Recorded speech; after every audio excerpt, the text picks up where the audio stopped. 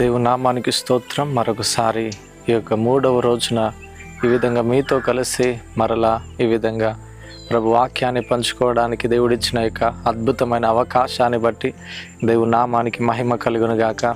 ఎలా ఉన్నారు అందరూ? త్వరగా లేచినారా? అందరూ ప్రార్థన చేసుకున్నారా? ప్రతిరోజు మనం ప్రార్థన చేస్తూ ముందుకు కొనసాగినట్లయితే దేవుడు మన జీవితంలో దేవుడు గొప్ప అద్భుత కార్యములైన చేస్తూ ముందుకు కొనసాగింపజేస్తాడు. ఈరోజు నువ్వు ఏ వేదనతో బాధపడుతున్నావు? ఒకవేళ అప్పుల సమస్యలో ఉన్నావా? బంధువుల నుంచి, స్నేహితుల నుంచి వచ్చినటువంటి ఆ యొక్క డిప్రెషన్కి నువ్వు గురవుతున్నావేమో. నా బాధను ఎవరికి చెప్పుకోవాలి, నా బాధను ఎవరు తీరుస్తారని ఒకవేళ నువ్వు ఆలోచిస్తున్న పరిస్థితిలో ఉంటున్నావేమో. అయితే దేవుడు అంటున్నాడు కీర్తనల గ్రంథంలో, చూద్దాం. కీర్తన గ్రంథము 50వ అధ్యాయం 15వ వచనం. ఆపత్కాలమున నీవు నన్ను గూర్చి మొరపెట్టుము, నేను నిన్ను విడిపించదను, నీవు నన్ను మహిమపరచదవు. చూడండి, దేవుడు అంటున్నాడు ఆపత్కాలమున నువ్వే పరిస్థితిలో ఉంటున్నావు, నువ్వే వ్యతిరేకమైన పరిస్థితిలో ఉంటున్నావు, అనేకుల చేత నువ్వు దూషించబడుతున్నావేమో, అనేకుల చేత నువ్వు అవమానించబడుతున్నావేమో. ఒకవేళ అప్పుల సమస్యలో కావచ్చు, లేదంటే అనారోగ్య సమస్య కావచ్చు, ఏ సమస్యతో నువ్వు బాధపడుతున్నావో, కానీ దేవుడు అంటున్నాడు ఆపత్కాలమున నీవు నన్ను గూర్చి మొర్రపెట్టుము, నేను నిన్ను విడిపించదును, నీవు నన్ను మహిమపరచదు అంటున్నాడు. దేవుడు నీకు ఏ ఆపత్కాలమైన పరిస్థితుల్లో ఉంటున్నాయి? చూడండి, దేవుని వాక్యం కూడా సెలవిస్తుంది, ప్రయాసపడి భారం మోసుకొనుచున్న సమస్త జనులారా నా యొద్దకు రండి, నేను మీకు విశ్రాంతిని కలుగజేస్తాను అంటున్నాడు. ఈరోజు నువ్వు ఏ భారమును నువ్వు మీద వేసుకొని అది భారంగా ఫీల్ అయ్యి డిప్రెషన్కి నువ్వు గురవుతున్నావు. కానీ దేవుడు అంటున్నాడు, చూడండి, ప్రయాసపడి భారం మోసుకొనుచున్న సమస్త జనులారా నా యొద్దకు రండి, నేను మీకు విశ్రాంతిని కలగజేస్తాను అంటున్నాడు. అందుకనే ఈరోజు నీకుంటున్న బాధలన్నీ కూడా నువ్వు మర్చిపో, నువ్వు దేవునికి ప్రార్థించడం ప్రారంభించు. నీ బాధలు, నీ యొక్క వ్యతిరేకతలు, నీ యొక్క అవమానాలు, నీ యొక్క నిందలు దేవునికి తెలియజేయడం ప్రారంభించు. మనుషుల దగ్గరికి వెళ్ళి నేను ఎవరి దగ్గరికి వెళ్ళినా ప్రతి ఒక్కరు ఒక్కొక్క చులకనగా నిన్ను చూస్తూ ఉంటారు. ఎవరి దగ్గరికి వెళ్ళి నా బాధను చెప్పుకోవాలి, అందరూ నన్ను వ్యతిరేకిస్తున్నారని నువ్వు అనుకుంటున్నావేమో.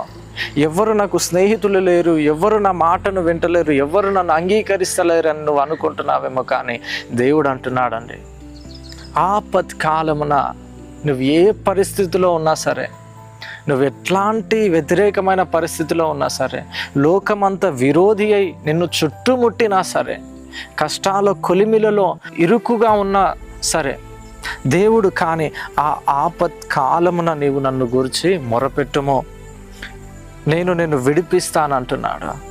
ఆ తర్వాత నువ్వు నన్ను మహిమపరచబోతున్నావు. Thank you Jesus. ఎంత చక్కని మాట అండి. దేవుడు ఈరోజు ఈ విధంగా నీతో మాట్లాడుతూ ఉన్నాడు. కనుక నువ్వు ఎవ్వరికి నీ యొక్క బాధను ఎక్స్ప్లెయిన్ చేయకు, ఎవ్వరికి నీ బాధను చెప్పుకోకు. బట్ నీకు నీ యొక్క బాధను వివరించే ఒక నాయకుడు ఉన్నాడు, ఒక మంచి స్నేహితుడు ఉన్నాడు.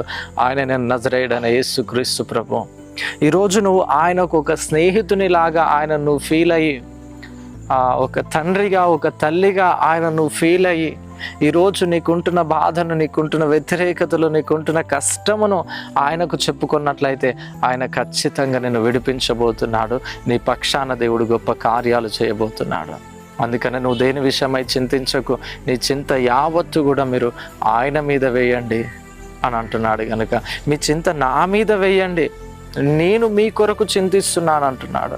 కానీ నువ్వేమో వేరే వేరే విషయాలను బట్టి నువ్వు చింతిస్తున్నావు, ఆయా వ్యక్తులను బట్టి చింతిస్తున్నావు. నో, ఈ విధంగా నువ్వు చింతించని అవసరం లేదు. నీ కొరకు చింతించే ఒక వ్యక్తి ఉన్నాడు, ఆయననే నజరేయుడైన యేసుక్రీస్తు ప్రభు.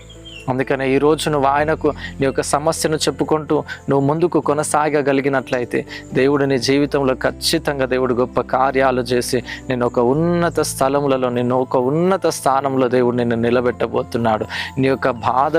నీ బాధను దేవుడు మరిపించబోయే దినాలు కూడా ఆసన్నమై ఉన్నాయి. కనుక అందుకనే ఈ మెసేజ్ నీకు అందుతున్నది.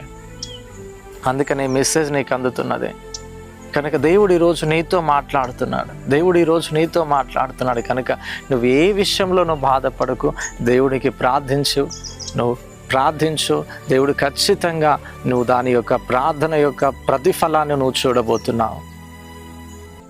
అందరూ ప్రార్థన చేసుకుందామా? కళ్ళు మూసుకుందాం. మహాపరిశుద్ధుడా, ప్రేమ కలిగిన తండ్రి, మహోన్నతుడా, మహాఘనుడా, సర్వశక్తిమంతుడా, ఎంతమంది అయితే నాయన ఈరోజు ఏ బాధతో, ఏ డిప్రెషన్స్తో ఉంటున్నారో తండ్రి, యేసు నామంలో నాయన వారి యొక్క బాధను నాయన మీరు మరిపించమనితో ప్రార్థిస్తూ వస్తున్నాను తండ్రి. వారి పక్షాన నాయన మీరు ఉండి గొప్ప కార్యాలు, ఆశ్చర్య కార్యాలను జరిగించండి.